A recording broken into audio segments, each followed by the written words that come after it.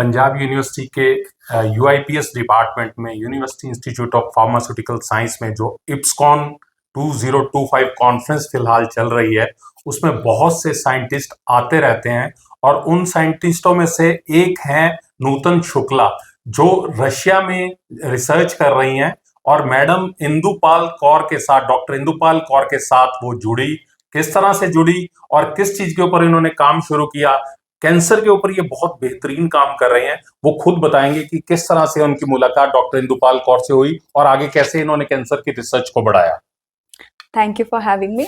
सो सबसे पहले तो मैं ये अपने आप को बहुत बोल सकते हैं लकी मानूंगी कि मैं प्रोफेसर कौर के साथ जुड़ी काम के लिए। बेसिकली मैं अभी बहुत यंग हूँ इस फील्ड में।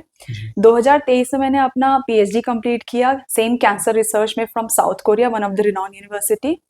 उसके बाद मैं इंडिया आई, तो सभी स्टूडेंट की तरह पीएचडी एक ऐसी जर्नी है जहाँ पे स्टूडेंट को चाहिए एक थोड़ा सा रिलीफ ब्रेक। तो उस टाइम पे इंडिया में आने के बाद में मेरा ऐसा कोई प्लान नहीं था कि मैं इंडिया में कुछ ज्यादा टाइम के लिए रुकूंगी। हालांकि मैं कुछ चीजें पैरेलली ढूंढ रही थी और उसके अलावा मैंने फिर सोचा कि चलो कॉन्फ्रेंसेस कर लेते हैं, लिंक बना लेते हैं, नेटवर्क कर लेते हैं। तो उसी में से एक कॉन्फ्रेंस का नोटिफिकेशन आया जो कि प्रोफेसर कौर के लैब में था। आई मीन सिम्पोजियम 2023 था। Exactly it was in May I think. तो मैंने सोचा कि ये एक अच्छा मौका होगा, मुझे कुछ प्रोफेसर्स मिल जाएंगे और साथ में और कुछ सीखने को मिलेगा। तो मुझे नहीं पता था कि मैम के साथ मेरा कनेक्शन इतना स्ट्रांग हो जाएगा। फिर उसके बाद मैंने रजिस्टर किया, मैं आई चंडीगढ़। वो मेरा सबसे पहला ट्रैवल था चंडीगढ़ में। और आने के बाद में हालांकि मैं वहां पे विनर भी रही एज अ बेस्ट पोस्टर।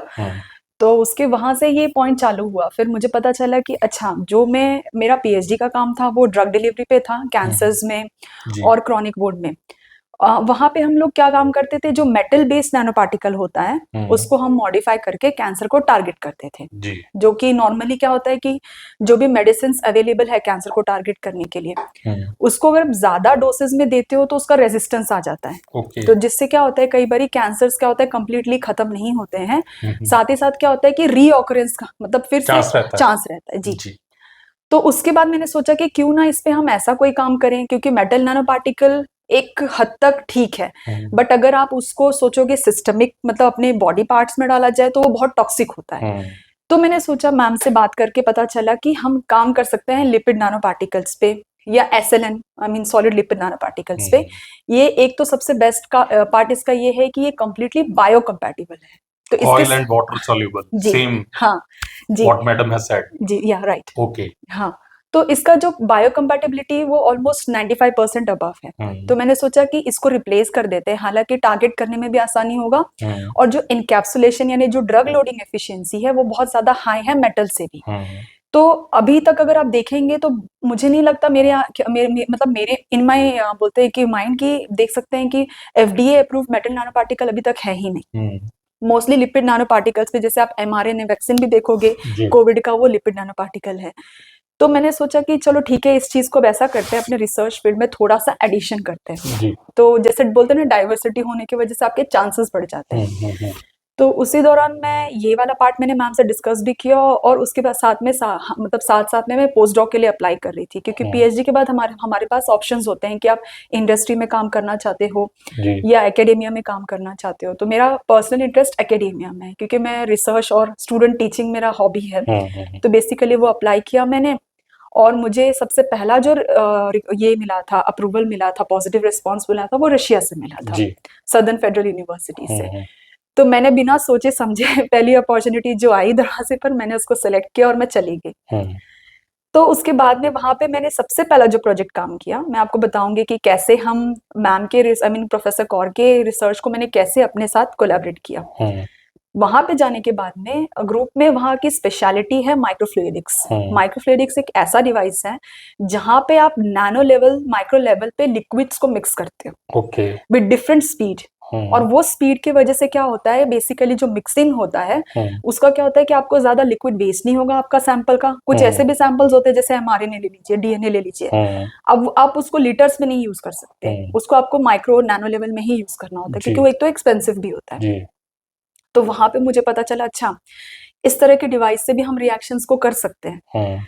तो मैम से मैंने बात किया कि मैम क्यों ना आपका जो बैच रिएक्शन है हम इसको इस तरह से करें। इसके एडवांटेज होंगे कि जो आप हाईली कॉस्ट वाले जो मतलब केमिकल्स यूज कर रहे हो उसको हम इफेक्टिव तरीके से छोटे लेवल पे पहले ट्राई करेंगे। तो जब ट्रायल आप करोगे तो आपका वेस्टेज कम होगा। दूसरी चीज, क्योंकि अभी आपको ये बात पता है कि जैसे मान लीजिए हम कोई एक्सपेरिमेंट करते हैं, आपके हाथ के द्वारा किया गया और मेरे हाथ के द्वारा किया गया, दोनों में डिफरेंस आएगा। वो ह्यूमन टेंडेंसी, वो एरर आता ही आता है।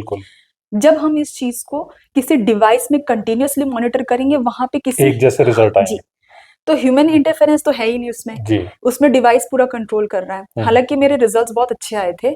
सेम बैच रिएक्शन को हमने क्या किया था, मैम के जो मिक्स्ड माइसेल्स बनाते थे उसको हमने ट्रांसलेट किया माइक्रोफ्लूइडिक्स में। 4 बार हमने उसको रिप्रोड्यूस किया, एग्जैक्ट साइज आया है 20 नैनोमीटर चारों बार, विदाउट एनी डिस्टर्बेंस। तो फिर उसके बाद से और भी ज्यादा इंटरेस्ट हमारा बढ़ गया कि नहीं, हमें इन फ्यूचर हमारा ये प्लान भी है कि हम सारे बैच रिएक्शंस जो है मैम के लैब के, बेसिकली प्रोफेसर कौर के जितने भी हैं, SLN LNP जो भी है, हम उसको बेसिकली ऑप्टिमाइज करेंगे माइक्रोफ्लूइडिक्स के साथ में। जो कि क्या हो जाएगा, इसके एडवांटेज होंगे कि जो ड्रग लोडिंग होगा वो इक्वल फॉर्म में होगा सभी में, क्योंकि जब सबका साइज एक समान होगा तो अमाउंट ऑफ एनकैप्सुलेशन भी ऑलमोस्ट नियर बाय सेम होगा।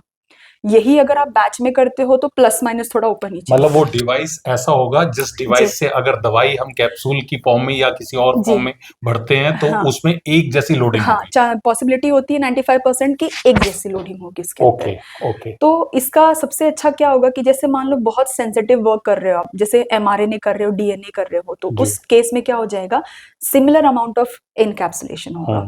हालांकि बैच रिएक्शन में प्लस माइनस होता है। उसके बाद में इस माइक्रोफ्लूइडिक्स को हमने सोचा है कि इसका खुद का हम एक ऐसा लार्ज स्केल पे सेटअप करें जहां पे हम 10 लीटर्स 15 लीटर्स का हम इसको वॉल्यूमेट्रिक मतलब बना के मतलब सेल आउट कर सके।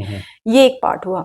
इसके अलावा जो मेरा रिसर्च बैकग्राउंड है, बेसिकली जो मैं वहां पे और काम करती हूँ, मैंने इसी माइक्रोफ्लूइडिक सिस्टम को एक ना कैंसर सेल कैप्चर करने के लिए यूज किया।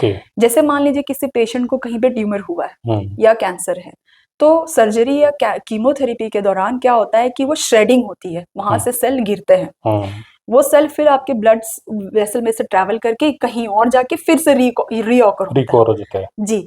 अब कई बार आपने ऐसा सुना होगा ना कि पेशेंट को ट्रीटमेंट के बाद में 1 साल तक कोई हिस्ट्री नहीं होती है कैंसर की, और फिर सडनली वापस से चांसेस आते फिर से। हाँ, तो मेरा प्लान ऐसा था कि क्यों ना हम किसी 2 सिस्टम को मर्ज करें। एक तो था कि माइक्रोफ्लूइडिक्स को, और दूसरी बात ये था कि एक हाइड्रोजेल यानी जैसे वुंड पैच होता है ना, उन दोनों को मर्ज करके हम एक ऐसा डिवाइस बनाए जिसमें क्या होगा कि हमारे जो ब्लड सेल्स हैं या इंक्लूडिंग कैंसर सेल वाला, वो उसमें फ्लो होता रहे और साइमल्टेनियसली वो कैंसर सेल्स को अटैच करते जाए। किस पर? वो बैंडेज के ऊपर जो हाइड्रोजेल है। डिवाइस का काम होगा वो फ्लेयर रेट को कंट्रोल करेगा। That device has to be fitted in human body. Yes, it can be superficially, mostly superficial, क्योंकि वो खुद भी एक टॉक्सिक मटेरियल हो सकता है। जो कैंसर के सेल्स खत्म होते हैं उन कैंसर के सेल्स को वो जो है एक्यूमुलेट करता रहेगा और बॉडी के और पार्ट्स में जाने से रोकेगा। तो जैसे मान लीजिए कहीं पर आपने उसको अटैच कर लिया, let's say any part of the body superficially, उसके बाद क्या होगा कि आपका ब्लड स्ट्रीम से वो कनेक्टेड होगा, तो एक तरह से प्यूरिफिकेशन का काम करेगा। हाँ, हाईली ये अभी एक ट्रायल स्टेज में है, इसको क्लिनिकली अप्रूव करवाना एक अपने आप में बहुत बड़ा टास्क है, क्योंकि हमारे जो ब्लड वेसल्स है, आर्टरीज, वेन्स में सब में फ्लो रेट जो है वो अलग तरीके का है, सेम नहीं है एकदम से किसी। और डायमीटर अगर आप देखोगे तो वाइड डायमीटर है और छोटे डायमीटर्स हैं, तो उस लेवल को कंट्रोल करने के लिए एक अलग ही टास्क है। तो अभी भी इसका R&D मतलब जो भी रिसर्च एंड डेवलपमेंट इसका चल रहा है, तो ये एक अलग प्रोजेक्ट था। उसके बाद हमारा पार्ट ये था कि जो हम बैच से लिपिड नैनो पार्टिकल या प्रोफेसर कौर के सैंपल्स को ऑप्टिमाइज करेंगे, फिर इन्हीं फॉर्मुलेशंस को हम क्या करेंगे, जो आइसोलेटेड ट्यूमर सेल्स है ना या कैंसर सेल्स है, उसमें इसका ट्रीटमेंट करके देखेंगे कि एफिकेसी कितना आ रहा है, कितने % आप टारगेट कर पा रहे हो। तो ये हमारा ओवरऑल जो बेसिकली ये वाला काम था। तो अभी हमारा फिलहाल ऑलमोस्ट मुझे लगता है 6 मंथ्स प्लस होने आए हैं कोलैबोरेशन को। हमारे पास हमारा MOU भी हो चुका है, और मैं चाहती हूँ कि इंडिया के लिए हम कुछ और ज्यादा रिप्रेजेंटेटिव वर्क काम कर सके इस फील्ड में। तो फिर मैंने ऐसे आपको कहा कि I am very young in this stage, और मैं बहुत कुछ अभी सीख रही हूँ, और this is why I think I am in good hands like professor Kaur, so I am sure I will lead somewhere. तो ये थे हमारे साथ डॉक्टर नूतन शुक्ला, जो रशिया की यूनिवर्सिटी से रिसर्च कर रहे हैं और doctor Indupal Kaur university institute of pharmaceutical science की प्रोफेसर है, सीनियर प्रोफेसर। बहुत सारे प्रोजेक्ट्स पे वो काम कर रही हैं। तो उनके साथ एक प्रोजेक्ट पे, कैंसर के प्रोजेक्ट पे काम कर रहे हैं। एक ऐसा डिवाइस बनाने की दिशा में काम हो रहा है, जो डिवाइस जो कैंसर के दौरान में जो कैंसर के सेल्स होते हैं, कैंसर सेल्स होते हैं, उनकी जो शेडिंग होती है, शेडिंग होने के बाद वो बॉडी के और पार्ट्स में ना पहुंचे, तो वो डिवाइस प्योरिफिकेशन का काम करेगा ब्लड की, और वो बाहर लगा के जो प्योरिफिकेशन ब्लड की होगी, उससे जो है दूसरे हिस्सों में या रीअकरेंस जो कैंसर का है वो ना हो पाए, इसके ऊपर काम किया जा रहा है। उम्मीद है कि इस काम में जल्दी सफलता मिलेगी। साजन शर्मा, आज प्रकाश के लिए कैमरामैन अजीत कौशल के साथ।